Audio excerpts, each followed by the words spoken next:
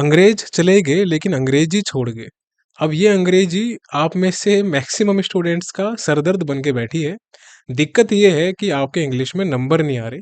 Sir हम daily basis पे English की वीडियोस देख रहे हैं, एडिटोरियल्स की, हम ग्रामर कर रहे हैं, हमने 4 5 6 हज़ार 15 20 लाख वोकेबलरी याद कर ली, फिर भी हमारे इंग्लिश में 5 6 7 8 10 नंबर आ रहे हैं। क्या किया जाए? कैसे बैंकिंग एग्जाम्स के लिए इंग्लिश को स्ट्रॉन्ग किया जाए? आज मैं आपको ऐसा ब्रह्मास्त्र बताने वाला हूँ, अगर आपने इसको फॉलो कर लिया, मैं कसम खा के बोलता हूँ अपने पड़ोसी की, अगले 3 महीने में आप इंग्लिश में प्रो लेवल के मार्क्स लाना शुरू कर दोगे। अगर आज आपके मार्क्स सिंगल डिजिट में आ रहे हैं, चाहे वो प्री हो या मेंस हो, तो वो डबल डिजिट में डबल ट्रिपल आने शुरू हो जाएंगे मात्र 3 महीने के टेन्यूर में।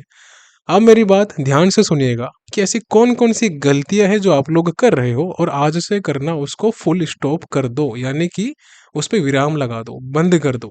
और क्या क्या चीज़ें आपको एडअप करनी है अपनी बैंकिंग एग्जाम्स में इंग्लिश को स्ट्रोंग करने के लिए। तो मैं आपको प्री का भी बताऊंगा और मेंस का भी बताऊंगा। चलिए देखते हैं क्या है राइट अप्रोच। सबसे पहली चीज, इंग्लिश का एक नेचर है बैंकिंग एग्जाम्स का। वो नेचर बहुत ही प्यारा है बेसिकली। उसमें बैंकिंग एग्जाम्स बोलता है कि देखो, हमको वोकेबलरी से मतलब नहीं है, हमको वन वर्ड सब्स्टिट्यूशन से मतलब नहीं है, हमको इडियम्स एंड फ्रेजेस से मतलब नहीं है, हमको आपके पार्ट्स ऑफ स्पीच जिसको आप ग्रामर बोलते हो, हमको उससे भी मतलब नहीं है। तो सर सवाल आता है कि मतलब किस चीज़ से है फिर?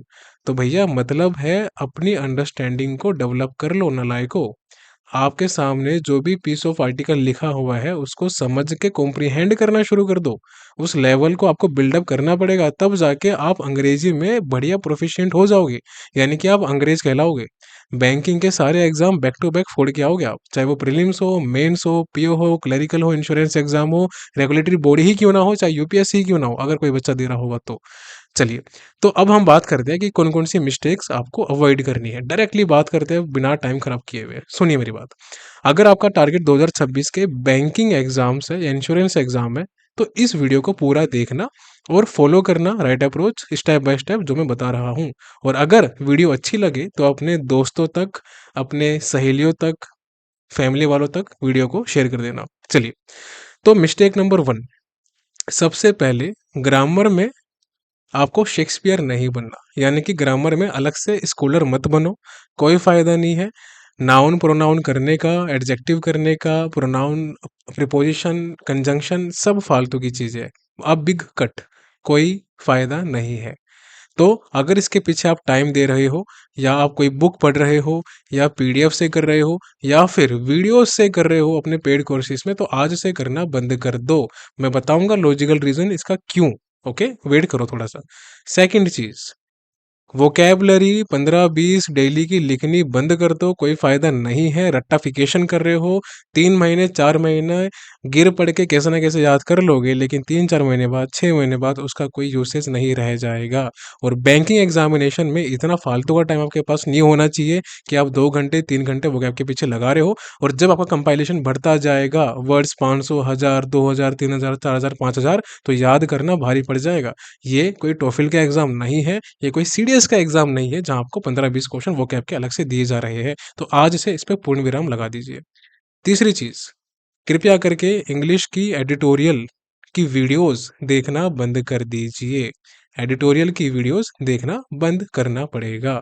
ये नहीं करोगे तो सिलेक्शन तो आपका ब्रह्मा भी नहीं करवा पाएंगे। इंसान क्या चीज है, हम बताते हैं कि क्यों नहीं करना।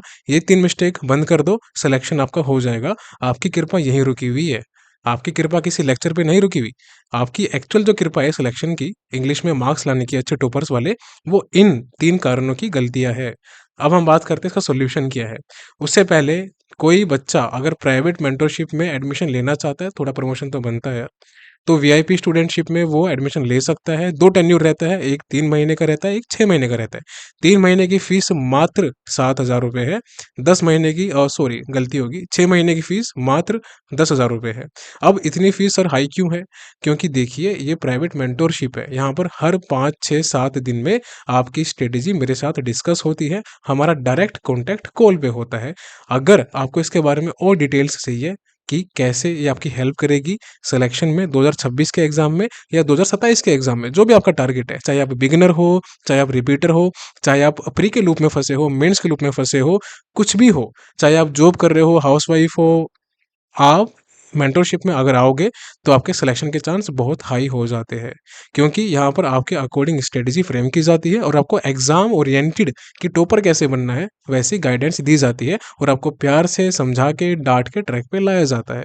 यानी कि आपका टाइम खराब नहीं होता, आपकी मेहनत के साथ एक अच्छी डायरेक्शन जो कि टॉपर्स की होनी चाहिए उसको ऐड कर दिया जाता है। और मैं ध्यान रखता हूँ कि आप ऐसे कोई गलती ना करो जिससे आप एवरेज में परफॉर्म करो या बिलो एवरेज में आओ। मैं चाहता हूँ कि आपका सिलेक्शन हो और आप टॉपर में आओ। चलो, इसकी अगर आपको और डिटेल चाहिए तो आप टेलीग्राम पे जाके @टीम क्रशर कहाँ गया, ये रहा, ठीक है। तो @टीम राइट अप्रोच को सर्च कर सकते हैं, या फिर इसका डायरेक्ट जो लिंक होगा वो मैं इस वीडियो के कमेंट सेक्शन में और डिस्क्रिप्शन बॉक्स में डाल दूंगा प्राइवेट मेंटरशिप करके। वहां से आप डायरेक्टली टैप करके टीम को कांटेक्ट कर सकते हैं और आप टीम को बोल के मेरे से डायरेक्टली भी बात कर सकते हैं और फिर हम एग्जाम फोड़ के आएंगे। चलो, अब बात करते हैं सॉल्यूशन की। तो ये तो बात थी मिस्टेक्स की, इतना आपको ध्यान है। अब मैं आपको पहले बताता हूँ कि ये गलतियाँ क्यों नहीं करनी, विद सॉल्यूशन बताता हूँ। सबसे पहली चीज, ग्रामर वगैरह नहीं करनी, इसको हटा दो, साइड में से हटा दिया। वो कैब नहीं करनी, पहले हम इन दोनों पे बात कर लेते हैं।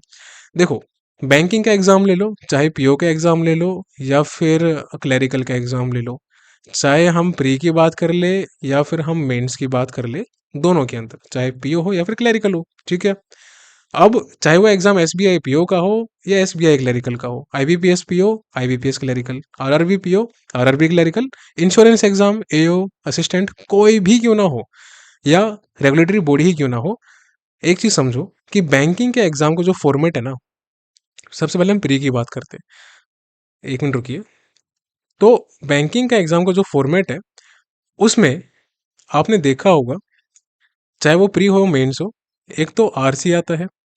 प्री में आरसी के करीबन 9 से 10 क्वेश्चन आते हैं, यानी कि एक आरसी आता है पीओ में, क्लरिकल में। और मेंस में लगभग 2 से 3 आरसी आते हैं, जिसके टोटल क्वेश्चन लगभग 15 के आसपास रहते हैं, 15 16 17 ऐसे रहते हैं। दूसरा, पैराजम्बल आता है, पीक्यूआरएस वगैरह जो आप लोग जानते होंगे वो आता है प्री और मेंस दोनों में। और कुछ मिसलेनियस के क्वेश्चंस होते हैं। अब मैंने मिसलेनियस में सबको ऐड कर दिया, सबको, चाहे वो फिलिंदा ब्लैंक्स हो, क्लोज टेस्ट हो, या वो बोल्ड वर्ड्स हो, मैच द फॉलोइंग हो, फ्रेज रिप्लेसमेंट, एरर्स एटसेट्रा। और दोनों में सेम है, कुछ भी फर्क नहीं है, दोनों का सेम है, ठीक है। अब मुझे एक बात बताओ, आरसी में कभी आपके किसी दोस्त ने ग्रामर को लगाया है क्या? कभी कोई फायदा हुआ है ग्रामर पढ़ने का? यानी कि एक बच्चा जिसकी अंडरस्टैंडिंग वीक है, क्या वो ग्रामर करके और वोकैब करके उस पूरे आर्टिकल को समझ जाएगा कि उसमें क्या लिखा हुआ है, और क्या उसको कॉम्प्रीहेंड कर पाएगा? जब तक समझेगा नहीं तो कॉम्प्रीहेंड नहीं कर पाएगा, क्योंकि आजकल एग्जामिनर भी बहुत घुमा फिरा के क्वेश्चन दे रहा है, और घुमा फिरा के क्वेश्चन देने के बाद वो जो ऑप्शंस देता है वो वही कर सकता है जिसकी अंडरस्टैंडिंग अच्छे लेवल की है। और वो अंडरस्टैंडिंग ग्रामर के पीछे भागने से और 4-5 हज़ार की अपने नाम की डिक्शनरी छापने से तो बिल्कुल नहीं आने वाली। तो अब पैराजम्बल की बात कर लेते हैं। यहाँ भी क्या ग्रामर का यूज करोगे? आप नहीं करोगे। यहाँ भी पूरा अंडरस्टैंडिंग है, 4 से 5 सेंटेंसेस को अलग अलग जम्बल्ड कर दिया गया है। अब आपको उसको सेग्रीगेट करके अच्छे से सीक्वेंस वाइज अरेंज करना है। यहाँ भी पूरा काम अंडरस्टैंडिंग का है। मिसलिनियस में मात्र एरर के क्वेश्चन के अलावा प्री में माने तो 30 में से, अगर या फिर अगर हम एसबीआई की माने, देखो एसबीआई में प्री में 40 क्वेश्चन आते हैं, बाकी सभी प्री में 30 क्वेश्चन आते हैं, except RRB PO, RRB clerical. तो 40 में एसबीआई पीओ में 5 क्वेश्चन अगर एरर्स के मैं निकाल दूं, और यहाँ अगर मैं 30 में से 5 क्वेश्चन निकाल दूं, तो यहाँ पर बच्चे 35 क्वेश्चन, यहाँ पर बच्चे 25 क्वेश्चन। नालायक को कम से कम 35 में से 30 नंबर तो लेके आओ, 25 में से कम 20 नंबर तो लेके आओ। ये तो आपके यहाँ नहीं रहे हैं, और पड़े हो पीछे ग्रामर में पीएचडी करने के लिए, अपने नाम के आगे डॉक्टर लगाना, आपको पीएचडी करनी है, मत करो, कोई फायदा नहीं, टाइम खराब कर रहे हो। अब ये तो बात आ गई, सर ठीक है, समझ में आ गया कि ग्रामर नहीं आ रही। तो क्या सर ग्रामर बिना पढ़े या वो क्या बिना पढ़े हम इंग्लिश को समझ जाएंगे? क्यों नहीं समझेंगे? अभी मैं आपसे हिंदी में वार्तालाप कर रहा हूँ, और आपके जो कान है, आप मेरी बातों को समझ सकते हो कि मैं क्या बोल रहा हूँ, सुन सकते हो, महसूस कर सकते हो, जब अंडरस्टैंड भी कर सकते हो, तो क्या मैंने अलग से कोई 1500 2000 वर्ड्स हिंदी के याद कर रखे हैं? नहीं कर रखे। तो हम नॉर्मल लैंग्वेज में बात कर रहे हैं, आप भी सेम लैंग्वेज में बात करते हो, हम समझ रहे हैं, कम्युनिकेशन हो रहा है। सेम चीज़ इंग्लिश में या किसी भी लैंग्वेज में अप्लाई की जाती है। अगर आपको किसी भी लैंग्वेज में कमांड हासिल करनी है, तो उस लैंग्वेज के जो बेसिक फंडामेंटल्स हैं उसके उनके पीछे मत भागो। ग्रामर करनी है, वोकैब करनी है, वो बात की बात है। वो तब काम आती है जब आपको कोई एग्जाम देना हो या आपकी हॉबी हो कि आपको उसको स्ट्रॉन्ग करना है। अगर आपको कम्युनिकेशन करना है तो काम करो, वोकैबलरी पे, ग्रामर पे, समझ में आता है। अगर आपको ऐसे एग्जाम्स देने हैं जहाँ पर ग्रामर के क्वेश्चन आते हैं 15-20, या वोकैब के क्वेश्चन आते हैं, जैसे एसएससी हो गया या फिर सीडीएस वगैरह हो गया, या और भी दूसरे एग्जाम्स होते हैं, तो उसके लिए करनी चाहिए, और वो भी स्पेसिफिकली। बट बैंकिंग में तो नहीं आ रहा। बैंकिंग में अगर आरसी में देखें तो 2 से 3 क्वेश्चन जो आरसी के अंदर आते हैं वर्ड मीनिंग के, वो भी आरसी में से उठा के देता है वो। और उसमें से भी अगर आपको 1-2 नहीं आ रहा तो छोड़ दो ना, उस पे इतना लोड क्यों ले रहे हो, छोड़ो उसको। अगर मान लो कि आपके आईबीपीएस पीओ में, एसबीआई क्लर्क में, आईबीपीएस क्लर्क में, इन सभी एग्जाम में प्री में 30 क्वेश्चन आते हैं, और उन 30 क्वेश्चन में से कोई 3 से 4 क्वेश्चन वोकैब वाले आते जो आपको नहीं आते, उसको छोड़ दो, एक्यूरेसी मेंटेन करो इंग्लिश के अंदर। अब उसके बाद अगर आपको एरर भी नहीं आते तो उनको भी छोड़ दो। अब यहाँ पर 20 से 21 क्वेश्चन बचे, ये आपके आराम से हो जाने चाहिए विद 100% एक्यूरेसी। अब ये जो एरर के 5 क्वेश्चन है ना, ट्रस्ट मी, इतने ईजी लेवल के होते हैं, चाहे वो पीओ ही क्यों ना हो। अगर आपकी अंडरस्टैंडिंग डेवलप हो चुकी है, आपने मेहनत की है, तो आप इन 5 में से आराम से 3 तो बहुत प्यार से ठीक कर दोगे। जो बच्चे ठीक कर रहे हैं, ईमानदारी से बताना, कसम है आपको अपने पड़ोसी की, कि क्या आपके 3 क्वेश्चन ठीक हो जाते हैं? हो जाते होंगे 5 में से, अगर आपकी अंडरस्टैंडिंग अच्छी है तो। अगर नहीं है, तब तो चित्रगुप्त खुद भी आ जाएंगे, तब भी आपको नॉलेज नहीं दे सकते। तो उस पे काम करो। तो करना क्या है, आपको डेली बेसिस पे, अब मैं बता रहा हूँ सॉल्यूशन करना क्या है। तो डेली बेसिस पे आपको 2 काम करने हैं। एक तो एडिटोरियल उठा लो किसी भी न्यूज़पेपर का जो आपके लेवल का हो। अब अगर कोई बच्चा जिसको इंग्लिश में 4-5-6 नंबर आ रहे हैं 30 में से प्री में, तो उनको कभी भी द हिंदू पे नहीं जाना चाहिए। सबसे बड़ी बेवकूफ़ी कर रहे हो आप, द हिंदू पे क्यों जा रहे हो? ये उनके लिए है जो, जिनका एक लेवल है, कम से कम एवरेज लेवल पे है, जिनको समझ में आ रहा है times of India, Hindustan times. तो अगर आप इंग्लिश में बहुत वीक हो, तो मैं आपको 2 ऑप्शन देता हूँ, एक टाइम्स ऑफ इंडिया न्यूज़पेपर और दूसरा हिंदुस्तान टाइम्स। इनमें से कोई भी उठा लो, उसका एक एडिटोरियल डेली पढ़ो, और उस एडिटोरियल को पढ़ने के बाद डेली 50 से 60 वर्ड में उसकी समरी लिखो। क्या लिखना है? उसकी समरी लिखनी है। अब ये जो पूरी डिटेल है कि कैसे आपको एडिटोरियल रीड करना है और कैसे उसकी आपको समरी लिखनी है, इसका मैंने कंप्लीट अलग से वीडियो बनाया हुआ है, जो कि इसी चैनल पे, राइट अप्रोच पे, इंग्लिश घोस्ट नाम से है। तो क्या करना है आपको, जब ये वीडियो एंड हो जाएगी तो इंग्लिश घोस्ट वीडियो सर्च करना, राइट अप्रोच, आपको मिल जाएगी, और उस वीडियो को पूरा देख लेना। उसमें मैंने इन डिटेल समझाया है कि कैसे आपको एडिटोरियल रीड करना है, कैसे आपको समरी लिखनी है। और ये वो ब्रह्मास्त्र है जो आपने अगले कम से कम नहीं तो 6 से 8 हफ्ते फॉलो कर लिया, आपके मार्क्स खुद आपको इंप्रूव होते नजर आएंगे, और आपका कॉन्फिडेंस भी इंप्रूव होगा। क्योंकि बैंकिंग एग्जाम की डिमांड ही यही है कि आप अंडरस्टैंडिंग, यानी कि सीखो, मतलब समझो कि जो सामने लिखा है पीस ऑफ आर्टिकल, वो क्या कहना चाह रहा है। और कॉम्प्रिहेंड उसको 3 तरीके से किया जाता है। एक किया जाता है ऑब्जेक्टिव क्वेश्चन की फॉर्म में, जो कि आप करते हो प्री और मेंस में। एक किया जाता है डिस्क्रिप्टिव की फॉर्म में, जिसको हम सब्जेक्टिव बोलते हैं। और तीसरा किया जाता है वर्बल फॉर्म में।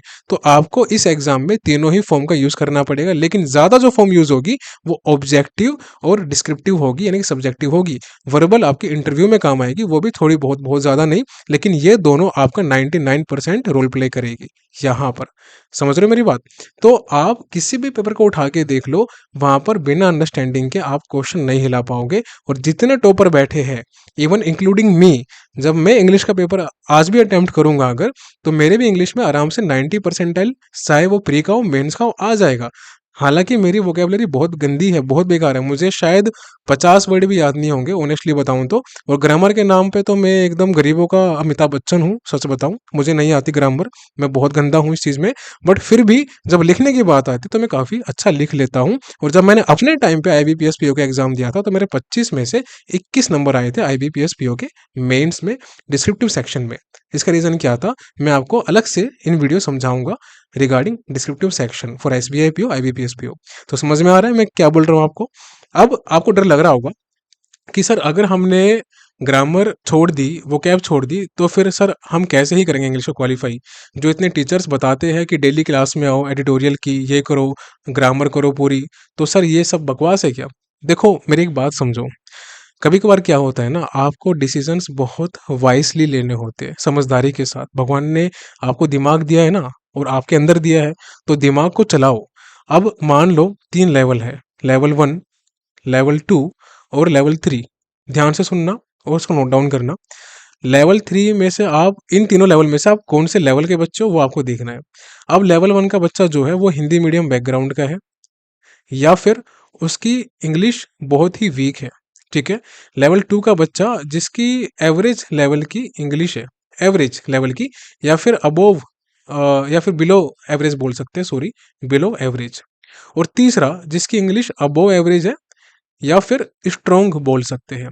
अब सुनो मेरी बात, जितनी मेहनत कैटेगरी 1 वाले बच्चे को करनी पड़ेगी ना इंग्लिश पे, उतनी कैटेगरी 3 को नहीं करनी पड़ेगी।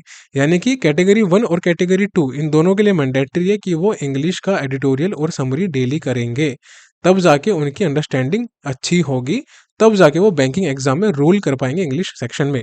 कैटेगरी 3 का बच्चा जो है वो ऑलरेडी अच्छी इंग्लिश पे बैठा हुआ है, अगर वो ना भी करे या हफ्ते में एक दिन भी करे, तब भी वो आपके जितने ही मार्क्स करेगा जितने आप स्ट्रॉन्ग करके करोगे, क्योंकि लेवल का फर्क आ गया।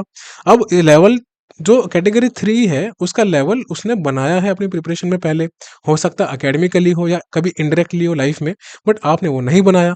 अब आपको यहाँ पर जोर पड़ रहा है करने को, लेवल बनाने को, तो वो तो जोर तो पड़ेगा। अब यहाँ पर अगर आप कंपैरिजन करोगे लेवल 3 वाले से, तो वो गलत है। अगर लेवल 3 का बच्चा अपनी ग्रामर अच्छी करना चाहे अब, तो कर सकता है। अगर ये अपनी वोकैब में वैल्यू एडिशन करना चाहे तो ये कर सकता है, इसके पास टाइम है इतना। जहां आप इंग्लिश में 2 घंटे लगाओगे एडिटोरियल पे, समरी राइटिंग वगैरह पे, वहां पर अगर ये 1 घंटा भी लगा देगा ना इन दोनों को मिला के, तो इसका ये पोर्शन ठीक होता जाएगा, और इस पोर्शन का इसको बेनिफिट मिलेगा मेनली या तो थोड़ा बहुत सब्जेक्टिव पेपर में, या फिर इंटरव्यू में, या फिर सिलेक्शन के बाद, क्योंकि आपकी पर्सनैलिटी को इन्हेंस करता है। और ये जो ग्रामर और वोकैब याद करेगा वो इस तरीके से याद करेगा कि उसको समझेगा कि इसका यूसेज कैसे करना है, इसको अप्लाई कैसे करना है। लेकिन बैंकिंग एग्जाम में ये काम नहीं आने वाला। बैंकिंग एग्जाम में अगर आपको लग रहा है कि आपको 6 साल में, 8 साल में बैंकिंग एग्जाम क्वालिफाई करना है, तो ठीक है, पहले अपनी इंग्लिश को अच्छा करो, अंडरस्टैंडिंग अच्छी करो, फिर ग्रामर को अच्छा करो, फिर वोकैब को अच्छा करो, और जब आपका सिलेक्शन नहीं होगा या लास्ट में होगा, तब अपनी एक अलग से बुक छाप देना, लोग पढ़ लेंगे। वो फेलियर होता है, वो गलतियां आप कर रहे हो, वो मत करो। तो क्या करना है, अगर आपकी इंग्लिश वीक है, आपको लग रहा है कि आपके इंग्लिश में मार्क्स अच्छे नहीं आ रहे, तो आपको सिर्फ 2 बातों पे फॉलो करना है। पहली चीज मैंने बताया था, एडिटोरियल प्लस समरी करना है। द हिंदू बाद में करना, या द हिंदू और इंडियन एक्सप्रेस वगैरह जो न्यूज़पेपर है, ये वो बच्चे कर सकते हैं जिनकी इंग्लिश कम से कम एवरेज लेवल की है।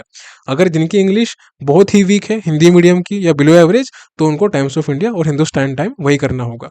और जो भी आप एडिटोरियल रीड करोगे डेली बेसिस पे, उसमें से एक वोकैब उठा लेना, और इसको डिटेल में जानने के लिए एक्सप्लेनेशन क्या था, इंग्लिश घोस्ट वीडियो जाके देख लेना, राइट अप्रोच यूट्यूब चैनल पे, इसको मिस मत करना। चलिए अब आते हैं आगे। तो ये करना। तो दूसरा काम क्या करना है, आप डेली बेसिस पे ये करो, ये मैंडेटरी है, इसको छोड़ना नहीं है, अगर छोड़ोगे तो मिस्टेक आपकी है। दूसरी चीज, अब आपको इंग्लिश की प्रैक्टिस करनी है साथ साथ। अब प्रैक्टिस कैसे करनी है सर? तो प्रैक्टिस आपको करनी है मॉक के थ्रू। अब आप चाहे सेक्शनल मॉक में लगाओ या फुल मॉक में लगाओ इंग्लिश, चाहे हफ्ते में 1 दिन लगाओ, 2 दिन लगाओ, 3 दिन, 4 दिन, या रोज लगाओ, वो आपकी कॉल है, आप पे डिपेंड करता है आप कितना कंसिस्टेंटली खुद की स्ट्रेटजी को फॉलो करना चाहते हो। अगर मेरी रिकमेंडेशन मानोगे तो कम से कम हफ्ते में 3 दिन तो लगाओ, इंग्लिश की प्रैक्टिस करो, सेक्शनल मॉक लगाओ। और सेक्शनल मॉक भी पीओ क्लरिकल, आपका जो भी लेवल है उस पे लगाओ। अगर आपका लेवल बिलो एवरेज है या हिंदी मीडियम है, तो शुरुआत करो क्लरिकल से। अगर आपका लेवल एवरेज है कम से कम, तो शुरुआत करो पीओ लेवल के मॉक से।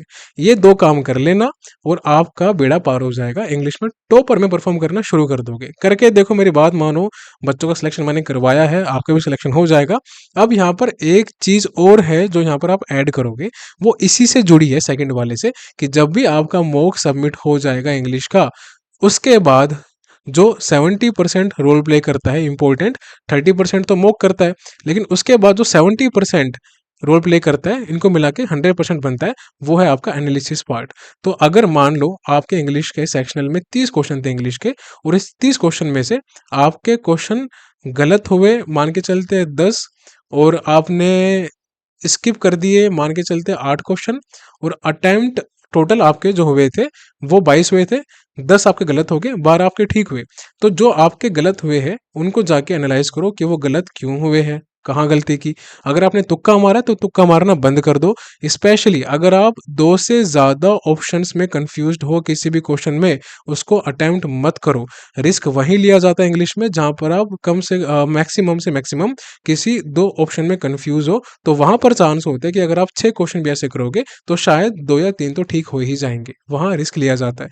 जहां पर ऑप्शन ही ज्यादा हो गए, वहां आपको कंफ्यूजन हो रही है, छोड़ दो, अटेम्प्ट मत करो। वो कैब वाले में तुक्का मत मारो, छोड़ दो उसको, ठीक है। तो ये करना है पहला काम कि जो आपके क्वेश्चन गलत हुए हैं उनको जाके एनालाइज करो, और फिर जो आपके क्वेश्चन छूटे हैं उनको भी जाके देख लो कि वो क्वेश्चन क्या थे। बस इतना करना है। अब एक सेक्शन मॉक लगाने में आपका करीबन 20 मिनट के आसपास जाएगा, और करीबन करीबन 20 मिनट के आसपास या आधे घंटे के आसपास मैक्स टू मैक्स इंग्लिश का एनालिसिस का मॉक में जाएगा। तो आपको करीबन करीबन इंग्लिश को डेली बेसिस पे 1.5 से 2 घंटा देना पड़ेगा। ये कर लो लगातार कम से कम 6 हफ्ते, और फिर खुद आके रिव्यू देना कमेंट सेक्शन में कि कितनी इंप्रूवमेंट हुई है। लेकिन रिव्यू वही बच्चा देना जिसने ईमानदारी से फॉलो किया है, कसम है आपको। अदरवाइज अगर आप 3 दिन फॉलो करोगे, एक हफ्ता फॉलो करोगे, फिर भाग जाओगे कि सर हमारे तो कोई इंप्रूवमेंट हुई ही नहीं है, और पूछा जाए कितने दिन फॉलो किया है तो आप मुझे झूठ बोलोगे या आप मैनिपुलेट करोगे। ऐसा नहीं करना। ऑनेस्टली रहो अपनी प्रिपरेशन में, और फिर बताना कि क्या इंप्रूवमेंट आया है।